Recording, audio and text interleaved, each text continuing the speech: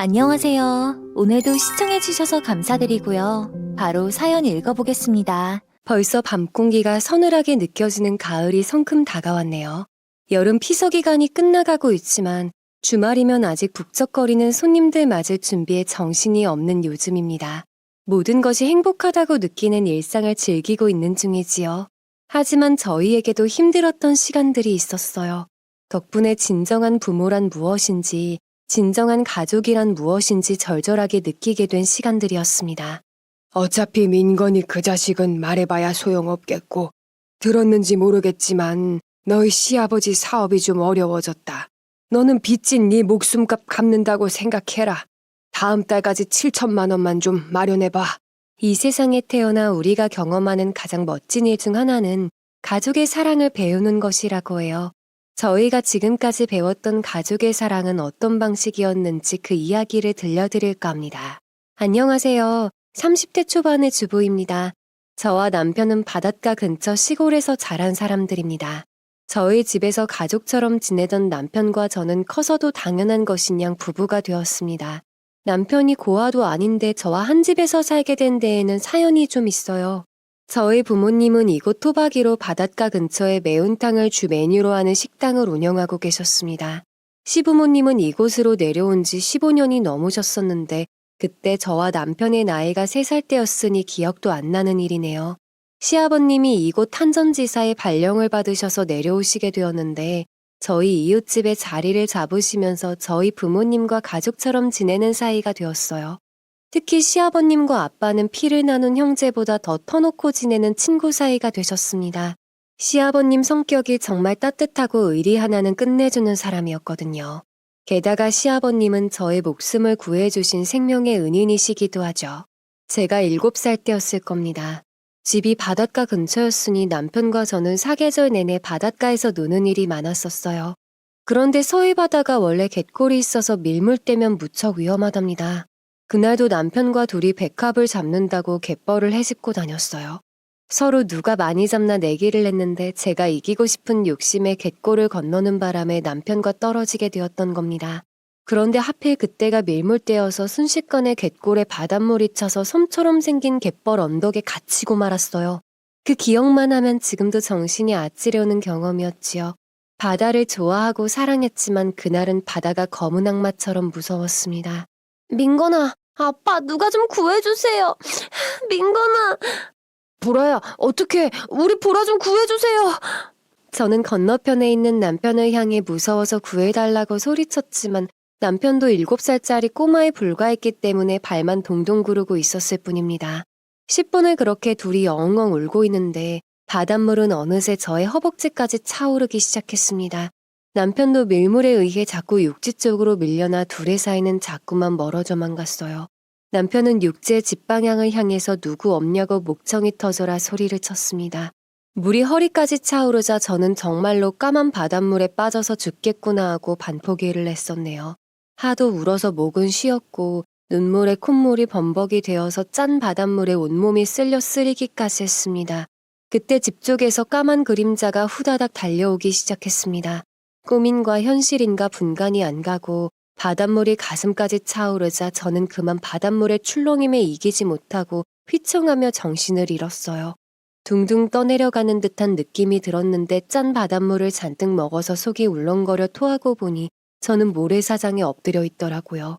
무거운 눈을 들어보니 시아버님이 홀딱 젖은 모습으로 저의 등을 두들겨 주시고 계셨습니다. 보라야, 괜찮은 거냐? 어서 엎혀라. 시아버님은 저를 업고서 근처의 보건소로 냅다 달리셨습니다. 남편은 엉엉 울면서 제가 죽는 거냐며 보건소로 따라왔지요. 그 광경을 동네 사람들이 모두 보았으니 부모님 귀에도 들어갔나 봅니다. 보건소에서 응급처치를 하고 있는데 헐레벌떡 뛰어오신 부모님의 얼굴은 사색이 되어 있었죠. 시골이었지만 하나밖에 없는 외동딸이 죽을 뻔했다는데 얼마나 놀라셨겠나요. 엄마는 놀란 가슴을 진정시키며 연신 시아버님께 고맙다는 말을 하셨어요. 그 일로 부모님은 시아버님을 형제보다 더 귀한 은인 대접을 하셨습니다. 아, 고마워요. 우리 보라 살려줘서 고마워요. 이 은혜는 꼭 갚을게요. 그래서 그런지 그 사건 이후로 남편은 저하고 한시도 떨어져 있으려고 하지 않았지요. 그렇게 남편과 저는 어렸을 때부터 모든 순간들을 쭉 함께 해왔네요. 남편은 이상하게 시모보다는 우리 엄마를 더 엄마같이 생각하고 따랐었어요. 시모가 남편을 잘 챙기지를 않았거든요. 그때는 그것을 이상하다고 생각하지 않았습니다. 시모가 어린 시누이들을 챙기느라 맏아들인 아들에게 소홀해서 그런 거라고만 생각했었어요. 그래서 남편은 저에게 더 의지하고 기대었는지도 모르지요. 하지만 남편과 헤어질 뻔한 때가 있었는데요. 아마 초등학교 5학년 정도 되었을 때였습니다. 시아버님이 도시로 다시 발령을 받으셨고 시댁 식구들도 모두 이사를 가게 되었지요. 하지만 남편은 저와 떨어지기 싫다며 몇 날 며칠을 울며 밥도 먹지 않고 때를 썼습니다. 남편을 아들처럼 생각했던 부모님은 어린 남편이 어떻게 될까 걱정되는 마음에 남편을 몇 달간 놔두고 시댁 식구들 먼저 올라가라고 했어요. 민건이는 몇 달 있다가 데려가고 자네 먼저 올라가 봐. 민건이는 어렸을 때부터 아들처럼 우리 집에서 지낸 날이 더 많지 않은가? 시아버님이 폐를 끼칠 수 없다며 꼭 함께 가야 한다고 했지만 시모는 몇 달 후면 남편도 마음이 변해서 순순히 가족들을 찾을 거라며 시아버님을 달랬습니다. 그리고 두 시누이만 데리고 도시로 올라갔지요. 그때 저와 남편은 그저 어린 마음에 같은 집에서 살게 되었다며 너무 좋아했었죠. 하지만 남편도 가족들과 모두 떨어져 있으니 어떻게 그립지 않을 수가 있었겠어요. 중학교에 올라가면서 가족들이 언제나 데리러 올까 많이 기다렸었죠. 그러던 중 시아버님이 일을 하시다 높은 곳에서 떨어지시는 사고가 일어났습니다. 그 사고로 시아버님은 하반신이 마비가 되고 상태가 안 좋다는 소식이 들려왔어요. 이때 소식을 들은 아빠가 급하게 서울로 올라가셨습니다. 시아버님의 상태를 보고 내려오신 아빠는 많이 어두워진 표정으로 남편의 얼굴만 한참을 쓰다듬으셨어요. 그때는 아빠가 왜 그러시는지 알 수가 없었습니다. 그리고 한 달쯤 지났을 무렵 시아버님이 끝내는 돌아가셨다는 소식이 전해졌습니다. 그때도 시모는 남편을 부르지 않았어요. 남편이 맏아들이었는데도 말이죠. 남편은 시아버님의 사망 소식에 한동안 멍하니 하늘만 바라보고 지냈었어요. 민건아, 너는 그냥 걱정하지 말고 내 아들로 살면 되는 거야. 에휴, 불쌍한 것. 아빠는 시아버님이 돌아가셨을 때 시모가 남편을 부르지 않았을 때부터 이미 예상을 하고 계셨었나 봅니다. 몹쓸 사람들 기어이 하면서 남편을 보고 안타까운 표정을 지으셨습니다. 엄마는 아빠에게 우리가 남편을 아들처럼 품어주면 될 일이라고 하셨어요. 어차피 딸의 목숨을 빚졌으니 은혜를 갚는다고 생각하면 될 일이라고요. 시아버님이 돌아가시고 난 후 시어머님은 남편을 데리고 갈 생각을 안 하셨습니다. 처음에는 적은 돈이라도 남편의 양육비라도 보내왔었지만 어찌된 일인지 몇 달이 지나도 시모는 남편을 찾아오지도 않았습니다. 집안 사정이 급격하게 어려워지는 바람에 시모가 당시 속옷 공장에서 밤낮으로 일을 한다는 소식이 마지막이었습니다.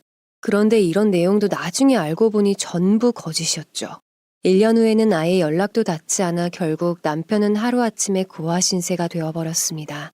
어차피 어렸을 때부터 저와 함께 자식처럼 키우셨던 터라 부모님께서는 남편을 그저 아들처럼 여기시며 키우셨습니다. 하지만 남편은 가끔씩 가족들에게 버림받은 상처를 감추지 않고 원망스런 말을 할 때가 있었어요. 그런 모습을 보는 저의 마음도 많이 아팠었네요. 부모님께서는 어려운 살림에도 저와 남편 모두 대학 등록금까지 지원해 주셨습니다. 덕분에 서울에서 대학을 졸업하고 원하던 직장에서 일을 하게 되었어요. 그리고 당연한 순리인 것처럼 언제부터인지 모르겠지만 남편과 저는 연애라는 것을 하고 있더라고요. 수시로 남편의 연락이 기다려지고 남편 역시도 매일 봐도 제가 또 보고 싶었다고 합니다. 그렇게 저희는 본격적으로 연애를 시작하고 어느 가을날 진짜 가족이 되었습니다. 부모님 또한 당연한 것처럼 저희들 결혼을 응원해 주셨지요. 그래, 어쩌면 너희들은 태어나기 전부터 인연이었는지도 모르지. 우리 민건이가 이제는 진짜 가족이 되었네. 그리고 남편도 저희 부모님을 장인 장모가 아닌 친부모님처럼 생각하며 살았습니다. 태어났을 때부터 시부모님 사랑보다는 저희 부모님의 사랑을 더 많이 받고 자랐기 때문에 남편도 당연히 친부모님처럼 따르고 사랑했습니다. 그렇게 저희는 아무런 걱정 없이 평탄한 삶을 살아갈 줄 알았어요. 그런데 어느 날 밤 자려고 누웠는데 밤중에 모르는 번호로 전화가 왔었어요. 이 시간에 누구지? 싶어 그냥 받지 않고 잠이 들었습니다. 그런데 다음날 같은 번호로 다시 한번 전화가 울렸어요. 남편은 전화를 받자마자 얼굴 표정이 순식간에 사색이 되어버렸습니다. 급기야는 손을 부들부들 떨면서 전화를 끊어버리더군요. 자기야, 왜 그래? 누구 전화인데 그렇게 화를 내? 괜찮아? 안색이 너무 안 좋아, 지금. 보라야, 방금 전화 우리 엄마였어. 20년 만에 전화 와서 한다는 말이 뻔뻔해도 너무 뻔뻔하다. 워낙 평소에 화를 안 내는 사람이라 저도 처음 보는 모습이었어요. 대체 무슨 소리를 하셨길래 그러냐 물으니 정말 어이가 없었습니다. 얼마 전 고향 친구분과 연락이 닿으신 모양이에요. 그분 통해서 저희 둘이 결혼해서 잘 산다는 소식 들었다며 시간 날 때 얼굴이나 보고 살자 아무렇지 않게 말씀하셨답니다.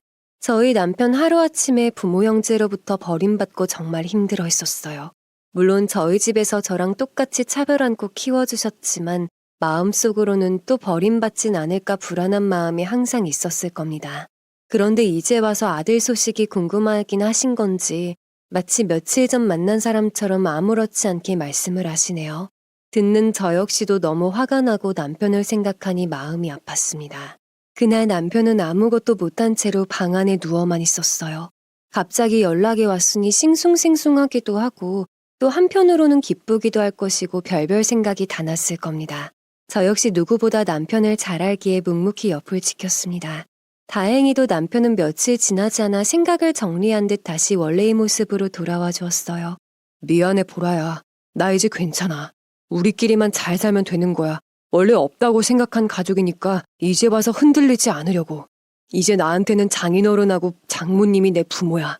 그리고 금요일 저녁 남편과 퇴근 후에 한동안 멀어서 자주 가보지 못했던 고향집에 내려갔어요.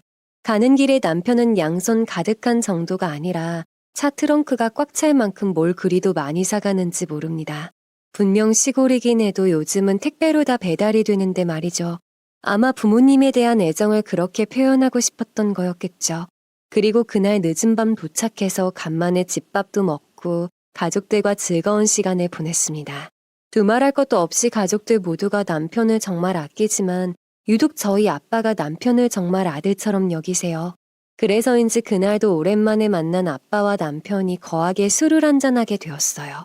그래, 민건이 요즘 결혼 생활은 할만하냐? 보라, 얘가 고집이 세서 네가 마음고생을 좀 할 거다. 난 너희들한테 바라는 거 없다. 아프지만 말고 행복하게만 살아. 그럼요, 아버님. 보라, 얘가 고집은 세도 마음은 얼마나 깊은지 몰라요. 며칠 전에는 음식도 잘 못하는 애가 제 생일상을 다 차려줬다니까요. 아빠와 남편은 한참 서로 안부를 주고받더니 어느 순간 술에 취해 코를 골며 나란히 잠이 들었네요. 그리고 다음날 아침 엄마가 두 남자 해장하라며 시원한 동태탕을 끓여주셨습니다.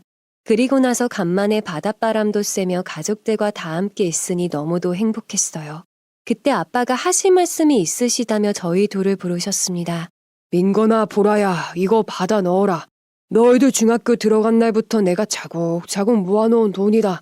어차피 두 사람 결혼도 했고 이제 줄 때가 된 것 같으니까 받아 넣어. 아빠는 침대 밑 서랍을 열어 통장 2개를 꺼내셨어요. 당황스럽기도 하고 옛날 학생 때 생각이 나서 놀랍기도 했네요. 저나 남편이나 집에서 제대로 용돈 한번 받아본 적이 없었거든요. 물론 먹는 거 입는 거 무엇 하나 빠지지 않게 해주셨지만 이상하게도 용돈만큼은 잘 안 주셨습니다. 아주 가끔 할머니가 부모님 몰래 주머니에 꼬깃꼬깃 넣어주셨던 1,000원짜리가 가장 귀했어요.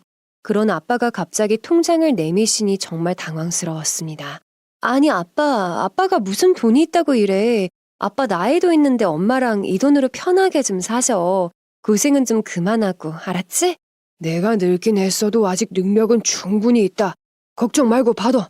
어른이 주는 거 안 받는 것도 예의가 아닌 것이야. 그 말에 학생 때나 용돈 좀 주시지 그때는 왜 용돈 1,000원짜리 한 장 안 준 거냐고 물었습니다. 그러자 아빠의 대답에 저희 두 사람 모두 참 부끄러웠습니다. 아빠는 남편이 저희 집에서 자라게 된 이후로 알게 모르게 걱정을 많이 하셨다네요. 부모님도 사람인지라 친딸인 절 더 예뻐하실 수도 있는 건데 남편이 그런 걸로 기죽을까 싶어 모든 게 조심스러웠다 하세요. 그래서 신학기에 공책 한 권을 살 때도 똑같은 걸로 사주시고 옷 한 벌을 살 때도 꼭 2벌을 사셨었죠. 그러다 저희가 제법 크니 용돈을 줘야 하는데 남편은 용돈을 받아도 제대로 쓰지를 않았답니다. 하루는 아빠가 남편을 불러다 왜 용돈을 안 쓰고 갖고만 있냐 물으니 저희 부모님한테 키워주시는 것도 감사한데 용돈까지 받아서 너무 죄송해서 쓸 수가 없다는 말을 했대요. 어린 나이에 그런 생각을 하는 게 너무 마음 아파서 그 후로 저희에게 직접 용돈을 주기보다는 지금까지 차곡차곡 모아두신 거였어요. 그 말을 듣는데 어찌나 눈물이 났는지 모릅니다. 남편은 옆에서 민망한 듯이 뭘 그런 걸 다 기억하시냐고 하더군요. 아무튼 저희는 아빠에게 통장을 받기만 한 채로 다시 서울에 올라왔어요. 아빠가 주신 돈은 생각보다 꽤 많은 돈이었고 저희는 이 돈으로 신혼집 대출금을 갚기로 했습니다. 더불어 가족들에게 정말 잘하면서 살자고 다시 한번 다짐을 했죠. 그리고 다음날 곧장 은행에 가서 대출금을 상환했습니다. 빚이라는 것에 묶여 있다가 대출금을 모두 갚았다는 사실에 마치 해방된 듯한 기분이었어요. 그날 너무 신이 나서 남편과 함께 집 근처 고깃집을 갔습니다. 오랜만에 저희 부부가 좋아하는 삼겹살에 소주 한 잔씩 마셨어요. 그리고 기분 좋을 정도로 취해 집에 돌아왔죠. 그런데 그때 또다시 남편 휴대폰으로 전화가 왔습니다. 남편은 전화가 걸려온 번호를 확인하더니 아예 전화를 꺼버렸어요. 그 행동만 보아도 시모한테서 온 전화구나 알 수 있었습니다. 굳이 언급은 하지 않았고 저희는 그대로 잠이 들었어요. 그리고 다음날 아침 평소대로 각자 출근을 해서 바쁘게 업무를 보던 중이었습니다. 제 전화가 울렸는데 일이 워낙 바빠 미처 번호도 확인 안 하고 무심코 전화를 받았어요. 보라구나. 아줌마 기억나니? 하긴 이제는 입에 안 붙더라도 시어머니라는 말을 써야지. 너 다니는 회사가 어느 쪽이냐? 나도 서울에 와 있는데 우리 이제라도 좀 보고 살아야지 않겠니? 네, 안녕하세요. 죄송하지만 전 민건이가 원하지 않으면 뵙고 싶은 마음이 없습니다. 먼저 끊겠습니다. 버릇없어 보일지 몰라도 부들부들 떨리는 손을 간신히 잡으며 전화를 끊었습니다. 누구보다 남편이 얼마나 힘든 시절을 보냈는지 가장 옆에서 봐왔기에 제게도 참 미운 분이었습니다. 전화를 그렇게 먼저 끊었더니 이번에는 문자가 오더라고요. 아무리 그래도 시어머니 전화를 이렇게 끊는 며느리가 어디 있냐 하시면서요. 굳이 답장하지 않았고 제 할 일 하며 감정을 식히려고 노력했죠. 아무것도 모르는 남편은 점심 잘 챙겨 먹으라며 연락이 왔더라고요. 행복하게 잘 살고 있는 저희 앞에 20년 만에 나타나서 갑자기 왜 이러는 건지 도통 이유를 알 수가 없었습니다. 그리고 남편이 원하는 게 아니라면 두 번 다시 보고 싶지 않았습니다. 그러다 퇴근 시간이 되어 차를 타고 집으로 가는 길이었습니다. 아까와 같은 번호로 다시 전화가 걸려오더라고요. 전화를 받지 않으니 두 번, 세 번 계속 울리고만 있었어요. 끝까지 받지 않으면 보나마나 남편에게 또 연락하시겠다 싶어 할 수 없이 전화를 받았습니다. 얘, 너 어릴 때도 그러더니 애가 왜 이렇게 쌀쌀맞니? 너 지금 내 전화 일부러 안 받은 거 맞지? 참 얘 좀 보게. 너 그러는 거 아니다. 됐고 이번 주말에 시간 비워둬라. 가족들끼리 밥이라도 한 끼 먹으면서 지난 오해를 좀 풀어야지 않겠니? 제가 대체 이제 나타나서 무슨 변명을 하려는 거냐. 아들 버릴 때는 언제고 이제 와서 이러는 이유가 뭐냐고 따졌습니다. 제 말에 어디서 어린 게 훈계질이냐고 버럭 소리를 지르셨습니다. 네가 아무리 그래봐야 어디 부모 자식 사이가 끊어지는 줄 아니? 네 남편 우리 절대로 배신 못하는 성격이다. 그러니 네가 나한테 잘해야 앞으로 네 남편 사랑도 받는 거야. 알아서 주말에 시간 비워놓고 기다려라. 생전 어른들한테 버릇없이 군다거나 예의 없다는 말은 들어보지도 못한 저이지만 정말 예의를 차릴 수가 없는 분이었어요. 집에 도착해 표정 관리를 하고 들어왔지만 워낙 아기 때부터 서로를 잘 알았기에 남편은 이미 알아챈 것 같았어요. 절 보자마자 제 휴대폰을 달라고 하더니 통화 목록을 보더라고요. 역시나 내가 이럴 줄 알았어. 미안해 보라야. 앞으로 이 번호 차단해버리고 그냥 무시해. 내가 해결할 거니까. 남편의 말에 오늘 통화 내용을 사실대로 털어놓으면서 시어머님이 이제야 연락하는 이유는 들어봐야 하지 않겠냐 타일렀어요. 차라리 얼굴 한번 보고 무슨 변명을 하는지 드러나 보자고요. 그러자 남편이 계속 연락이 올 것 같으니 자신이 주말에 혼자 나가서 확실하게 정리를 하고 온다고 했습니다. 그 말에 나갈 거면 무조건 저도 같이 가겠다 고집을 부렸습니다. 그리고 결국 제 고집에 남편이 두 손 두 발을 들었죠. 며칠 후 토요일 저녁 약속 장소로 같이 나가게 되었습니다. 큰 소리는 떵떵 섰는데 막상 도착 직전부터 심장이 미친 듯이 뛰더군요. 겨우 진정을 하고 예약된 식당 룸으로 들어가니 어릴 적 어렴풋이 기억나는 시모의 모습과 시누이 그리고 처음 보는 남자분 한 분이 같이 앉아 계셨습니다. 우선 인사를 드리고 자리에 앉자 남편은 도대체 무슨 이유로 갑자기 이러는 거냐 대놓고 물었습니다. 보라 이 기집애 어릴 때 그렇게 깍쟁이처럼 굴더니 지금도 여전하구나. 민건이는 아주 잘 컸고 인사드려라. 너희 새아버지셔. 네 아버지 돌아가신 이후에 이때까지 이분 도움으로 살았다. 그러면서 이어지는 말은 어려운 살림에 남편에게 연락을 안 한 건 미안한 일이지만 이제라도 가족답게 서로 도우면서 살아야 하지 않겠냐 하시더군요. 시모가 예전에도 좀 냉정한 구석이 있기는 했지만 이 정도로 아나무인은 아니었었는데 이상하다 싶을 정도로 변해 있었습니다. 그 말을 듣는 순간 말문이 턱 막혔습니다. 가족이라니요? 20년의 상처가 가족이라는 말 한마디에 씻어질 상처이던가요? 도대체 사람이 어떻게 저런 말을 아무렇지 않게 내뱉을 수 있을까 화가 났어요. 그리고 남편을 보니 당장이라도 밥상을 엎을 기세였습니다. 그런데도 시모는 아무렇지 않게 계속 할 말을 이어가셨어요. 본인도 피해자라는 말을 쓰시면서 남편에 대한 미안함보다는 본인 고생한 부분만 얘기를 하시더군요. 더불어 시모와 시누이들을 돌봐주셨으니 새아버지로 생각하고 이제라도 잘못이라고요. 게다가 계부가 지금 사업이 어려우니 도와달라는 말까지 하는 겁니다. 가족이요? 아버지요? 누가 제 가족이고 아버지라는 겁니까? 저희한테 도와달라고 오기 전에 사람이면 먼저 장인 장모님에게 찾아가셔서 미안하다, 고맙다는 말부터 하셔야 하는 거 아닙니까? 남편의 말에도 시모는 그때는 어쩔 수가 없었다는 변명만 늘어놓았습니다. 시모의 변명에 남편은 더 들어볼 것도 없겠다 싶었는지 저의 손을 잡고 자리에서 일어섰습니다. 그러자 계부가 눈을 치켜뜨면서 아들이 버릇이 없다느니 하나밖에 없는 엄마도 모른 척하는 불효자식이네 하면서 훈계를 하기 시작했습니다. 자신이 이제까지 엄마와 동생들을 보살펴 왔으니 자신은 그 보답을 아들인 남편에게 받을 자격이 있지 않냐고 되묻기까지 했습니다. 하지만 남편은 자신은 받은 것도 없는데 왜 책임을 져야 하냐면서 이렇게 살아왔던 것처럼 남남으로 살아가자며 그 식당을 빠져나왔습니다. 그리고 남편과 차에 올라타려고 할 때 언제 따라 나온 건지 시모가 차문을 잡고 있는 제 손을 휙 낚아채는 겁니다. 그리고는 대뜸 저희 부모님 얘기를 들먹이시더라고요. 보라야, 너까지 우리한테 그러면 안 되지. 집에서 이렇게밖에 못 배웠니? 네 부모가 너더러 시어머니한테 이렇게 굴라고 가르쳤느냐고. 네가 이러는 거 다 너희 집 욕먹이는 짓이다. 그러자 남편이 그 손 치우라며 시모의 손을 잡아떼고는 저를 차에 태웠습니다. 시모는 벌개진 얼굴로 화가 난 듯 저희를 노려보고 계셨지요. 그 모습을 뒤로하고 집으로 돌아왔습니다. 남편은 집에 오는 차 안에서 정말 부끄럽고 면목 없다며 연신 사과를 했어요. 전 되려 그 모습이 더 속이 상해 겨우 눈물을 참았죠. 그동안 연락을 뚝 끊고 살다가 나타나서는 한다는 말이 계부의 사업이 어려우니 돈을 달라니요. 정말 어이가 없고 화가 났습니다. 저도 이럴 즈인데 남편의 마음은 오죽했을라고요. 저들이 20년 만에 작정하고 찾아왔는데 쉽게 물러설 것 같지가 않았습니다. 그리고 역시나 그 만남 이후 시모는 계속 연락을 해왔습니다. 하지만 저희 둘 다 전화를 받지 않으니 저희 부모님을 찾아가신 모양입니다. 회사에서 일하는 도중 아빠한테서 전화가 걸려와 받았어요. 보라야, 다 들었다. 민건이 엄마 어제 우리 집 다녀갔어. 어휴, 사람이 어째 그리 뻔뻔하게도 구는지. 동네 사람들 말 들어보니 같이 산다는 그 남자 사업이 힘들어진 모양이다. 그래서 아들 덕 좀 보겠다고 이제서야 찾아온 모양이다.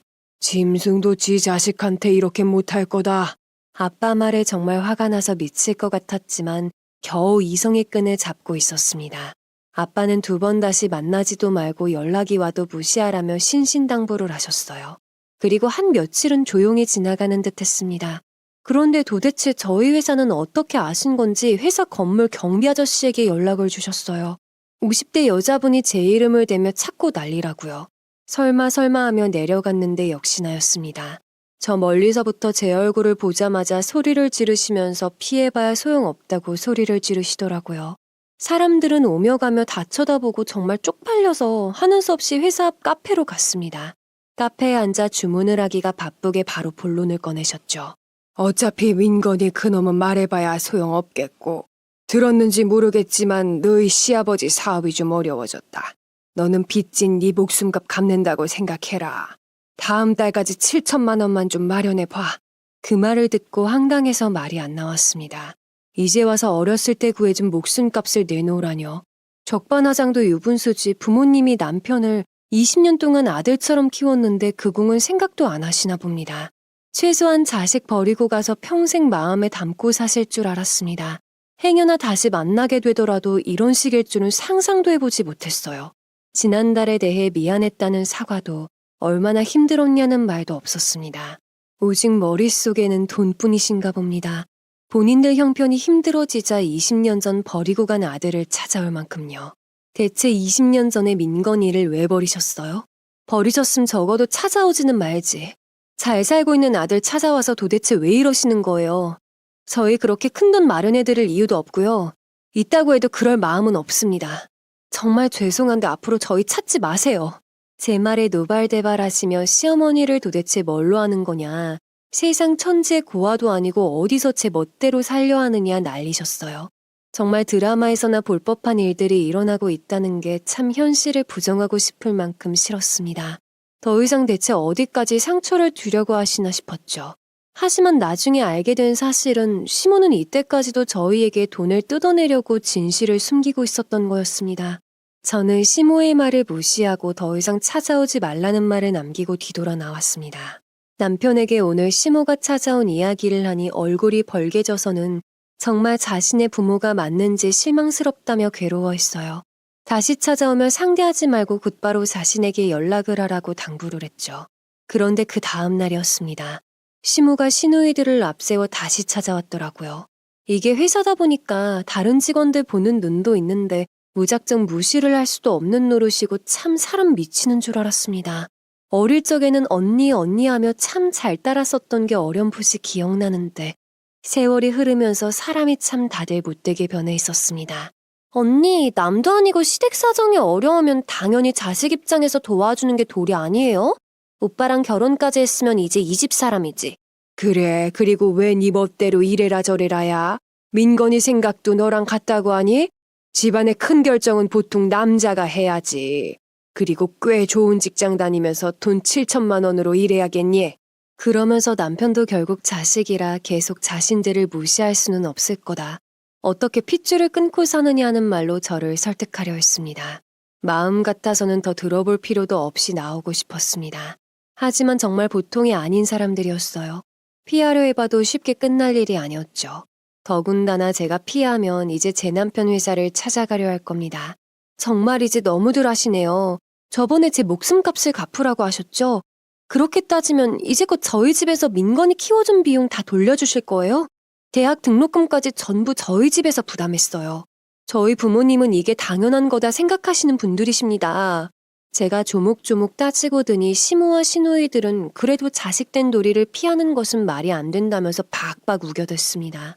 말이 안 통하니 이후로도 실랑이는 한참 동안 이어졌습니다.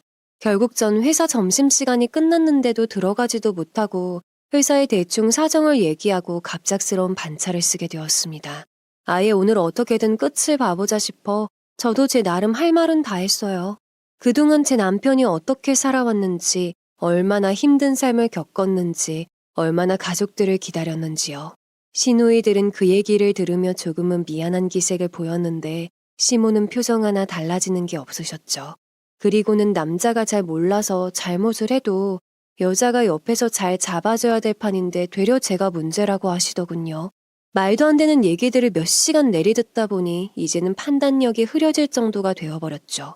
그래서 화장실에 가는 척하고 할 수 없이 남편에게 연락을 했습니다. 화가 난 남편은 얼마나 급하게 왔는지 평소 30분 이상 걸리는 거리를 15분 만에 헐레벌떡 왔더라고요. 남편은 카페 문을 열고 성큼성큼 들어오더니 버럭 소리를 질렀습니다. 다들 미쳤어? 여기가 어디라고 남의 직장까지 찾아와서 행패야? 아버지 돌아가신 후로 나 버리고 가서 이제껏 다들 잘 먹고 잘 살아놓고 집안 형편 어려워지니까 이제야 장남하는 거야? 참 웃기지도 않다. 내 안에 솜털 하나라도 건드려봐. 무서울 정도로 화가 난 남편을 보고 시모를 포함해 시누이들도 역시나 당황했어요. 남편은 20년 동안 쌓여있던 울분을 모두 토해냈습니다. 맨 처음 갑작스럽게 시모한테 연락이 왔을 때는 아주 잠깐이지만 마음이 먹먹했다 했습니다. 혹시나 20년 전 어쩔 수 없는 사정이 있었던 건지 이해할 마음도 있었다고요. 그런데 왠지 처음부터 이상한 느낌이 들었고 그 느낌은 역시나 틀리지 않았다죠. 버리고 갔던 이유도 돈 문제였고 다시 몇십 년 만에 연락을 해온 것도 역시 돈이었죠. 인간이면 최소한 인간답게 살아. 나 보라 부모님 아니었으면 진작 굶었어. 굶어서 죽든 바보같이 부모가 버리고 간 줄도 모르고 기다리다 얼어 죽든 어떻게든 죽었겠지. 한 번만 더 이런 식으로 찾아와서 사람 괴롭히면 정말 가만히 있지 않겠다는 말과 함께 남편은 절 데리고 밖으로 나왔습니다. 애써 괜찮은 척하고 버텼지만 제게도 그 몇 시간이 참 힘들었던 모양이에요. 밖으로 나오자마자 다리에 힘이 풀려 휘청거렸고 이내 어지럽기까지 하는 겁니다. 결국 그날 남편도 저도 모두 갑작스러운 반차를 내고 집에 왔어요. 집에 들어오고 나서야 차츰 안정이 되기 시작했고 말없이 한참 동안 침대에 멍하게 누워만 있었습니다. 그러다 잠이 들었는데 이마에 축축한 느낌이 들어 눈을 떴어요. 자는 동안 열이 올랐는지 남편은 제 이마에 찬물에 적신 손수건을 올려주고 있었습니다. 정말 몸살이라도 난 건지 온몸이 얻어맞은 것 마냥 아팠어요. 그리고 손에 힘도 들어가지 않을 만큼 기운이 없었습니다. 남편은 회사를 쉬라고 했지만 요 며칠 시어머니 문제로 자리를 비우게 되어 회사에 꽤나 미안했던 상황이었습니다. 그런데 출근을 해서도 열은 계속 있고 이제는 속까지 미식거리고 구역질이 나기 시작했어요. 혹시나 진짜 몸에 무슨 문제라도 있는 거면 어쩌나 싶어서 남편에게 연락해서 급히 병원을 찾았습니다. 병원에서는 증상을 듣더니 피검사를 먼저 진행했어요. 그리고 임신이라며 축하한다는 말을 들었습니다. 남편과 저는 뜻밖의 소식에 어리둥절할 수밖에 없었어요. 몇 년을 기다려도 소식이 없어서 남편이 많이 서운해했었거든요. 그런데 갑자기 우리에게 아기 천사가 찾아왔다니 너무나 기뻤습니다. 남편은 눈물이 글썽이기까지 하면서 엄청 좋아했죠. 진료가 끝날 때까지도 남편의 눈에 눈물이 그렁그렁 고여 있어서 의사 선생님이 놀라실 정도였습니다. 그날 산모 수첩이라는 것도 생전 처음 받아보았습니다. 그리고 임신 초기라 챙겨 먹어야 할 영양제 종류가 있다고 하셔서 병원 및 약국에 들려 한 보따리를 사왔네요. 하지만 남편은 집에 도착해서도 복잡한 표정을 짓고 있었습니다. 근데 아까부터 표정이 왜 그래? 너무 갑작스러워서 놀란 거야? 그게 아니라 너무 좋아서 그래. 그리고 미안하기도 하고. 임신인 줄도 모르고 우리 가족 때문에 네가 마음고생 많이 했잖아. 그런 생각하면 미안해 죽겠네. 앞으로 더 잘할게. 그리고 남편은 신이 나서 부모님께 저의 임신 사실을 알렸습니다. 부모님 또한 계속 손주를 기다렸던지라 엄청 기뻐하셨습니다. 그리고 얼마 후 거짓말처럼 말로만 듣던 입덧이 찾아왔어요. 종일 뭘 제대로 먹을 수가 없고 겨우 먹어도 또다시 다 토하게 만들고 먹는 재미가 컸던 저라는 사람에게 정말 고통이었습니다. 게다가 체구가 작은 편이라 그런지 유산 가능성이 있으니 조심해야 한다고 해서 제 20대를 모두 바친 회사였지만 아쉽게도 퇴사를 했습니다. 워낙 오래 다닌 회사라 그런지 받게 되는 퇴직금도 꽤 컸고 다들 오래 일한 직원들이라 제 임신 소식을 누구보다도 더 축하해줬어요. 그렇게 실감은 잘 안 나지만 나도 이제 정말 엄마가 되는구나 싶어서 장하나를 보더라도 아주 꼼꼼하게 신중하게 보기 시작했습니다. 물론 매일 같이 다니던 회사를 갑자기 안 나가게 되니 적응이 잘 안 됐습니다. 출근도 안 하는데 불구하고 매일 7시면 눈이 떠졌어요. 그리고 혼자서 집에만 있는 시간이 늘어나니까 정말 처음에는 뭘 해야 될지 감이 안 왔습니다. 그런데 이런 평화로운 시간도 잠시였고 한동안 잠잠했던 시모의 전화가 또다시 시작되었어요. 이제는 아예 방법을 바꾸신 건지 전화를 해서는 주저리 옛날 얘기를 하시더군요. 거기다 본인이 살아오신 지난 과거를 얘기하며 마치 그럴 수밖에 없었다는 말을 하고 싶으신 듯 보였습니다. 언제부터였는지 모르지만 한때는 저희 부모님과 거의 형제 같은 사이였다는 말도 하시면서 저를 회유하려고 어지간히 노력하시는 것 같아 보였습니다. 네가 아무것도 모르고 날 아주 나쁜 계모 취급을 하는 것 같아서 말이다. 내가 민건이 얘를 얼마나 애지중지 키웠었는지 모른다 넌? 대체 이제 와서 갑자기 이런 얘기를 왜 하시는 건지 모르겠지만 들으면 들을수록 더 이해가 안 가는 분들이었습니다. 게다가 제 휴대폰에 시모의 번호는 이미 차단을 해둔 터라 자꾸만 다른 사람 전화를 빌려서 제게 연락을 하신 듯 보였어요. 그러니 안 받으려 해도 쉽지 않은 일이었습니다. 그러던 어느 주말에 남편과 저는 늦은 점심을 먹었습니다. 한참 얘기를 나누며 식사를 하는데 현관벨이 울렸어요. 올 사람도 없는데 누구지 싶어 인터폰을 확인했다가 기겁했습니다. 도대체 어떻게 아신 건지, 설마 저희 뒷조사라도 하고 다니시는 건지 시모가 저희 집 배를 누르신 거였어요. 남편이 황당하다는 표정으로 당장 돌아가라고 화를 냈습니다. 그런데 아랑곳하지 않으시고 다른 사람들 보기 안 창피하냐며 문부터 열고 들어가서 얘기하자 막무가내였습니다. 저희가 사는 아파트가 한 층당 2집씩만 거주를 하기에 시모의 목소리가 아마 곧바로 옆집에까지 다 들릴 겁니다. 그 자체만으로도 이미 충분한 민폐로 생각이 들어 결국 문을 열었습니다. 그리고 저는 혹시 몰라 핸드폰 녹음 버튼을 살며시 눌렀습니다. 대체 우리 집 주소는 어떻게 한 거야? 설마 우리 뒤라도 캐고 다니는 거야 뭐야? 너 말을 해도 정말 정 떨어지게 하는구나. 보라네 회사 찾아갔더니 임신해서 퇴사했다더라. 네 시엄마라고 집 주소를 잘 모른다 하니까 친절하게 알려주지 뭐냐.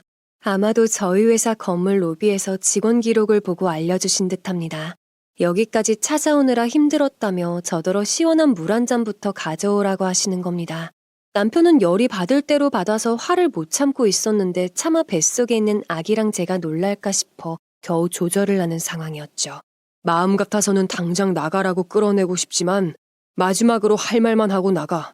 대체 여기까지 찾아온 이유가 뭐야? 그 말에 시모는 헛웃음을 치시며 원래는 이러지 않았는데 제가 사람 하나 제대로 망쳐놨다는 말을 하시더군요. 그 말을 듣는 제 자신이 왜 이런 소리나 듣고 있어야 하나 정말 그 기분을 말로 표현할 길이 없었습니다. 다른 얘기는 뭐 다 됐고 알다시피 너희 새아버지 회사 돈 막아야 하는 날짜가 이번 주까지야. 더 이상은 나도 너희들 투정 들어줄 여유가 없다. 알아듣겠니? 사람 하나 살리는 셈 치고 어떻게든 마련 좀 해보거라. 그러면서 하시는 말씀이 제 퇴직금 이야기였습니다. 뭐 바라지도 않았지만 임신에 대해 축하한다는 말은 단 한마디도 없으셨어요. 되려 임신으로 인해서 딱 맞게 퇴직금이 생겼으니 잘 되었다는 얘기만 하셨었죠. 기대도 안 했지만 아이가 태어나 혹시라도 시모를 뵙게 되면 절대 안 된다고 마음속으로 되뇌었어요.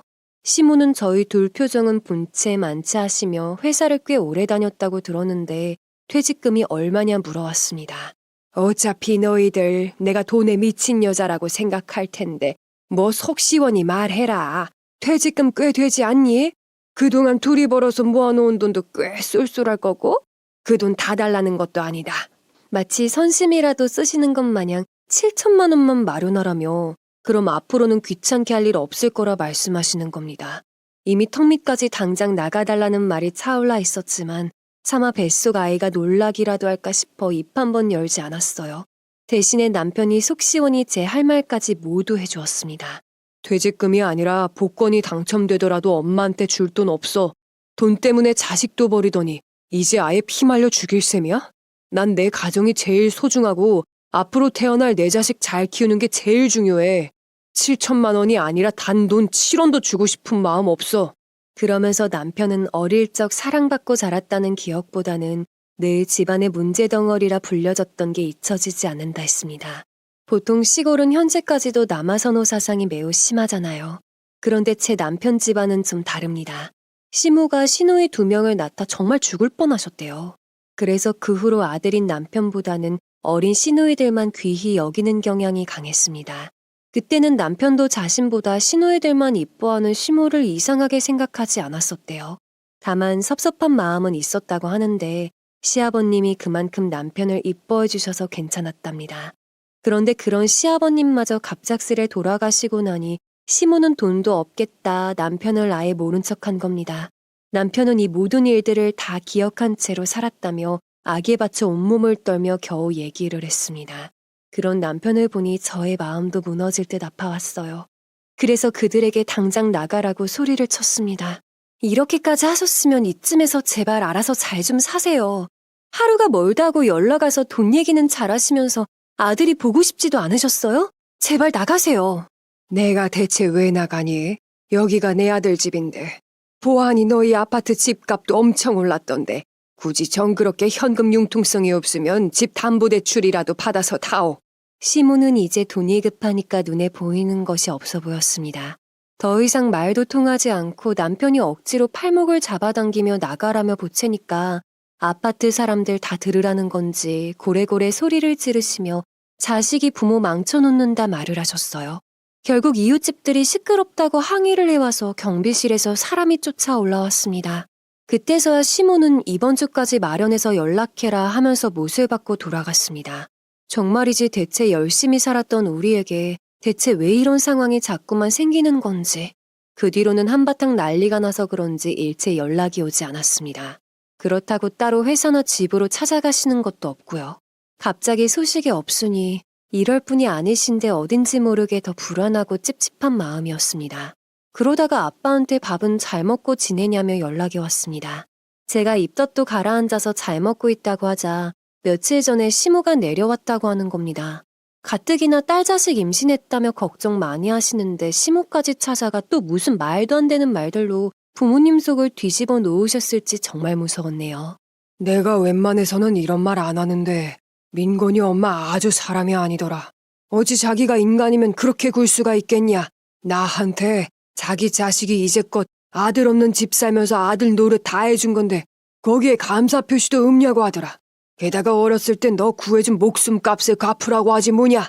그러면서 이제는 해줄 말이 있다며 주말에 날 잡아서 내려오라고 하셨습니다. 남편과 저는 아빠가 무슨 말을 하실지 전혀 상상을 못한 채 주말에 친정으로 향했어요. 할머님과 부모님까지 안방에 앉아서 궁금한 얼굴로 부모님 얼굴을 바라보았는데 할머님이 아빠를 보시고선 고개를 끄덕여 보이셨어요. 그러자 아빠가 한숨을 쉬시면서 장롱 깊숙한 곳에서 종이 몇 장을 꺼내오시더군요. 하나는 시아버님이 돌아가시기 전에 아빠에게 맡기셨던 유언장이었고 하나는 땅 문서였습니다. 시아버님이 남기신 유언장이라는 말에 남편의 눈이 휘둥그레졌어요. 돌아가셨을 당시에도 보여주지 않던 유언장을 이제 와서 보여주시는 이유가 무엇인지 저 또한 궁금해졌습니다. 남편은 떨리는 손으로 누렇게 변한 유언장을 펼쳐보았어요. 그리고 하염없이 눈물만 뚝뚝 흘리며 읽고 또 읽었죠. 그 안에는 남편이 몰랐던 진실이 있었어요. 몸이 약했던 남편의 생모는 남편을 낳고 얼마 못 가 시름시름 앓다가 돌아가셨다고 합니다. 갓난쟁이를 끌어안고 있을 수만은 없어서 지인의 소개로 지금의 시모를 만났다고요. 남편은 워낙 갓난쟁이 때부터 시모를 친모라 여기며 살았기에 계모라는 생각은 털끝만큼도 안 하고 살았었죠. 물론 저희도 가족들도 시아버님과 시모의 입으로 말하지 않는 이상 알 수도 없던 사실이었어요. 게다가 시아버님과 시모가 여기로 내려온 건 남편이 3살 때였으니 저희 부모님도 시아버님이 돌아가시기 전에 말씀하셔서 알게 되셨다네요.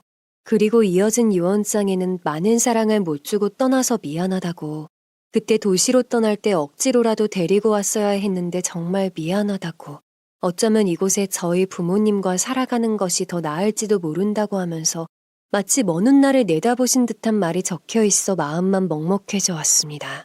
그런데 자네 아버님은 자네가 안사돈을 원래 생모로 알고 컸으니까 굳이 알리고 싶지 않았던 거야. 그런데 자신이 오래 못 살고 죽을 때가 되자 안사돈이 자네를 거두지 않을 것을 예상하셨던 거지. 그래서 자네 몫으로 2천만 원을 나에게 맡긴 거였어. 오래전 시아버님이 다치시고 하반신 마비가 되셨을 때 아빠가 시아버님을 만나러 서울에 다녀오신 적이 있었습니다. 그때 시아버님은 이 유언장과 2천만 원이 든 통장을 주면서 남편을 부탁한다는 말과 유언장은 별일이 없는 한 남편에게 보여주지 말라는 말을 하셨답니다. 할머님도 계모가 친모가 아니란 사실을 남편에게 알려서 좋을 게 없다고 말리셨다고 해요. 괜히 상처만 더 해집어 놓을 거라고 생각을 한 거였죠. 그리고 이 땅 문서는 자네 아버지가 준 2천만 원으로 그 당시 한전 옆에 땅을 자네 명의로 사놓았었다네. 그런데 근래 한전에서 이 땅을 매입하겠다고 연락이 왔어. 그동안 시세가 많이 올라서 2억 가까이 될 거라고 하네. 이것은 자네 아버지가 남겨준 유산이나 마찬가지인 셈이지. 아빠는 저희가 아이를 낳고 자리를 잡으면 그 땅 문서를 주려고 했지만 한전에서 연락을 기다리고 있기도 했고 시모가 나타나서 자식된 돌이니 뭐니 하면서 저희가 시달리는 것을 보니 더 이상은 미룰 수가 없었다고 합니다. 그러면서 남편에게 아빠가 그러시대요. 시모는 부모 자격도 없는 사람이니 모질게도 죄책감 같은 거 느낄 필요가 없는 사람이라고요. 솔직히 시아버님이 하반신 마비가 와서 목숨이 위태했을 때도 시모가 더 큰 병원에서 좋은 치료를 했으면 완키는 아니더라도 목숨을 살릴 수 있었을 거라고 하셨습니다. 시모가 돈이 아까워서 치료를 포기해서 시아버님이 일찍 세상을 떠난 거라고요. 게다가 시아버님의 사고로 받은 보험료를 챙겨서 남편은 나몰라라 했답니다. 자신이 배 아파 낳은 자식들만 데리고 재가를 내서 살았으니 부모 대접 받을 자격도 없는 사람이라고 하셨죠. 저는 그것도 모르고 아버지를 원망했었어요. 제가 아무리 싫다고 떼를 썼어도 데리고 갔어야 했다면서 원망만 했었어요. 어린 여동생들만 챙긴다고 섭섭해하면서요. 아빠는 그런 남편의 등을 토닥토닥 하시면서 미안하다고 하셨습니다. 자신의 생각이 짧았다고 진작에 사실을 말해주었더라면 덜 상처를 받았을까 하고요. 하지만 남편은 진작에 알았더라도 상처받는 것은 마찬가지였을 거라고 했습니다. 남편은 시아버님이 치료도 제대로 못 받고 돌아가신 것이 너무나 원통하다고 했어요. 시모를 결코 용서할 수가 없다고 했죠. 그럼에도 이제 나타나서 계모인 사실을 숨기고 친모인 척 돈을 요구하고 자식의 도리를 요구했다는 것에 치를 떨었습니다. 그런데 밖에서 대문을 쿵쿵거리면서 당장 문을 열라는 시끌벅적한 소리가 들려왔어요. 저희가 놀라서 밖으로 나가보니 시모와 계부가 찾아온 거였습니다. 그러면서 오늘은 아주 단판을 짓자고 으름장을 놓더군요. 남편도 표정이 굳어서는 대문을 열어주며 차라리 잘 되었다며 오늘 그동안 묵혀있던 진실을 이야기해보자고 소리를 쳤습니다. 순간 시모는 당황하면서 무슨 진실이냐고 허튼 수작 부리지 말라고 하더군요. 저는 혹시나 몰라서 핸드폰 녹음 버튼을 살며시 눌렀습니다. 남편이 이를 악물고 계부를 향해 경고부터 날렸습니다. 당신 내 친모가 아니라는 사실이요. 그런데도 뻔뻔스럽게 나타나서는 친모인 척 자신의 도리를 다 하라고 나타나요? 게다가 우리 아버지 그렇게 허무하게 죽게 놔두고 보험료까지 챙겨서 아직까지 잘 살았다면서요. 당신도 조심해요. 이 여자 우리 아버지처럼 당신도 쓸모가 없으면 버리고 말 여자니까요. 시모는 표독한 표정을 지으며 모두 거짓이라고 누가 그런 말을 했는지 모르지만 이간질을 하기 위한 계략이라고 소리쳤어요. 남편이 오래된 유언장을 들고 시모의 눈앞에 들이대자 시모는 어떻게 이런 것이 존재할 수 있느냐고 모두 조작이라고 악을 썼습니다. 계부도 같은 말종이었는지 남편의 말에 콧방귀를 뀌며 남편이 여기에 알박이 땅을 가지고 있다는 소문이 파다하다고 하였습니다. 그리고는 저희 부모님들을 향해서 뻔뻔스럽게 요구를 해왔습니다. 동네 알만한 사람들은 다 알고 있던데요. 한전이 매수한다는 땅, 애아버지가 죽을 때 준 돈으로 사놓은 땅이라면서요. 제가 애들 친부 대신 아버지 노릇을 했는데 그 땅값은 제가 받아야 할 것 같습니다. 계부의 황당한 말에 엄마가 팔을 걷어붙이고 20년 동안 자식 버린 것은 생각을 안 하냐고 따졌습니다. 계부는 오히려 아들 없는 집에 아들 노릇해주며 살았는데 뭐가 문제냐고 했죠. 오히려 남편을 키워준 값보다 딸을 구해준 목숨값이 더 클 거라며 한전이 매입한다는 땅값을 내놓으라고 소리를 쳤습니다. 얼마나 소리가 컸는지 옆집부터 시작해서 동네 주민들이 하나둘씩 몰려들기 시작했어요. 그 모습을 보고 시모와 계부는 신이 나서 더 떠들어댔습니다. 하지만 동네 분들도 다 알고 계셨어요. 시모가 그동안 연락을 끊고 남편을 버린 사실과 그것도 모자라서 계부까지 데리고 나타나서 키워준 값은커녕 오히려 돈을 내놓으라고 하니 손가락질을 하기 시작했습니다. 사람이 염치가 있어야지. 처음에 여기 내려와서 터잡고 살 때도 보라내가 도와주는 것은 벌써 다 까먹은 게지. 에휴, 몹쓸 사람들. 그러게나 말이야. 게다가 친모가 아니래, 계모라네. 어쩐지 그러니까 지 자식 아니라고 버리고 간 게지. 에이, 천하의 잡것들 같으니라고. 이봐요, 당신이 그러고도 사람이야? 어? 여기가 어디라고 와서 변죽 좋게 돈까지 달라고 하는 거야? 그것을 시작으로 동네 주민들이 빗자루로 후려치고 소금을 팍팍 뿌려댔습니다. 시모와 계부는 따가워서 눈도 못 뜨고 무식한 사람들이 엄한 사람을 잡는다고 경찰을 부른다고 악을 쓰더군요. 시모가 친모가 아니고 계모라는 사실을 알게 된 남편은 더 이상 막힐 것이 없었어요. 마당에는 구정물을 냅다 시모와 계부에게 부어버리고 마지막으로 소리쳤습니다. 당신을 지금껏 엄마라고 생각하며 그리워한 시간이 아까워서 원통해 죽겠어. 불쌍하게 돌아가신 내 아버지 살려내라고 하기 전에 당장 꺼져요. 그들은 동네 주민들에게 몰매를 맞고 남편에게 구정물까지 홀딱 뒤집어 쓰고서야 꽁무니가 빠지게 도망을 갔습니다. 그제서야 남편은 주저앉아 한참을 통곡하면서 소리내어 울었어요. 그 모습에 부모님도 동네 분들도 마음이 먹먹한지 모두가 눈물을 훔쳤습니다. 아빠는 조용히 다가가 남편의 등을 토닥여 주셨어요. 아버지 죄송해요. 저 때문에 이런 꼴까지 보게 해서 정말 죄송합니다. 별소리를 다 한다. 앞으로도 무슨 일이 생길 때면 애비가 다 막아줄게. 괜찮아, 그만 울어. 그날 남편은 지나간 시간들을 훌훌 털어버리듯 한참을 울었습니다. 그리고 다음날 경찰서로 찾아가 시모와 계부를 상대로 접근금지 신청을 하고 돌아왔어요. 당연히 시모는 남편에게 전화를 해와서 저주를 퍼부었습니다. 너 얼마나 잘 먹고 잘 사는지 내가 두 눈 시퍼렇게 뜨고 지켜볼 거야. 우리 망하게 해놓고 너만 잘 먹고 잘 살겠다고? 어림도 없는 소리. 너도 한번 네 자식한테 평생 두려만 받고 살아봐. 당연히 남편은 그들의 연락처를 차단했어요. 몇 달 뒤 들리는 소식에 의하면 계부가 모든 빚을 시모의 앞으로 돌려놓은 뒤 남아있는 현금만 가지고 야반도주를 했다고 합니다. 시모에게 배신을 당하기 전에 약삭빠르게 자신이 먼저 뒤통수를 친 거였죠. 많은 빚을 짊어지게 된 시모는 빚쟁이들에게 쫓겨다닌다고 하는데 지금은 어디에서 어떻게 살고 있는지 알 수는 없답니다. 남편은 제가 배가 불러오자 도시 생활을 정리하고 고향으로 내려가서 살자고 의논을 해왔어요. 부모님도 연로하셔서 식당을 정리한다고 하니 생각이 많아진 것 같았죠. 할머님과 부모님에게 자신이 정말 자식 노릇을 할 시간이 얼마 안 남았다고 하는 말에 저는 남편의 뜻에 따라 고향으로 내려갔습니다. 이제부터 진짜 아들로 진짜 가족으로 살아보고 싶다는 저희의 뜻에 부모님도 기쁘게 맞아주셨습니다. 저희는 한전에 땅을 넘기고 받은 보상금과 재산을 정리한 돈을 합쳐 건물을 증축했어요. 식당은 리모델링하고 2층에는 카페를 차렸습니다. 그리고 부모님께 식당 일을 배우기 시작했어요. 아직까지는 서툴기만 하지만 늘 사랑하는 가족과 함께이니 힘든 줄도 모르겠습니다. 이제 남편의 얼굴에는 그늘 한 점 없이 맑기만 합니다. 비록 낳아주신 부모님은 아니지만 마음으로 품어주신 부모님이 더 애틋하다면서 효성이 지극하죠. 더군다나 저희도 예쁜 자식을 얻고 보니 부모가 무엇인지 조금을 알겠더라고요. 그런데 어느 날인가 마당 한켠 우두커니 뒷산을 바라보고 계신 아빠 뒤에 남편이 조용히 있는 모습이 보였습니다. 눈물을 흘리는지 한 손으로 손을 올려 뜨거운 물방울을 닦고 있었죠.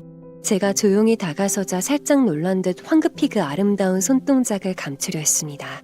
왜, 무슨 일 있어? 아니, 어렸을 때 기억이 갑자기 나서 이상하게 기억이 없었는데 장인어른 뒷모습을 보니 그때가 떠올라서 그냥 떠오르네. 등이 많이 굽으셨어.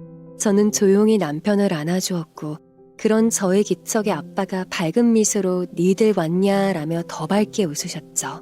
저는 남편에게 아빠랑 목욕하러 가라고 종용했어요. 아버님, 저랑 목욕하러 가요. 아버지 등 제가 시원하게 밀어드릴게요. 현우야, 할아버지랑 목욕하러 가자. 요즘 남편은 한 달에 한 번은 아빠와 아들을 데리고 꼭 목욕탕에 갑니다. 아마도 어렸을 때 못한 조용한 추억을 현재 행복으로 채워놓기 위함이겠죠. 아빠랑 아들과 같이요. 그 모습이 너무나 정다워 보여 저의 코끝이 시큰해지네요. 앞으로 행복한 날만 있는 것은 아니겠지만 사랑하는 가족들이 있어 힘든 순간도 잘 이겨내겠죠. 여러분들도 힘든 일이 있을 때면 가족을 생각하며 힘내시길 바랍니다. 선한 끝은 있어도 악한 끝은 없으니까요. 지금까지 저의 긴긴 사연 들어주셔서 감사드리며 여러분의 가정에는 평안과 행복만이 가득하시길 기원드립니다. 구독과 좋아요 알림 설정 부탁드립니다.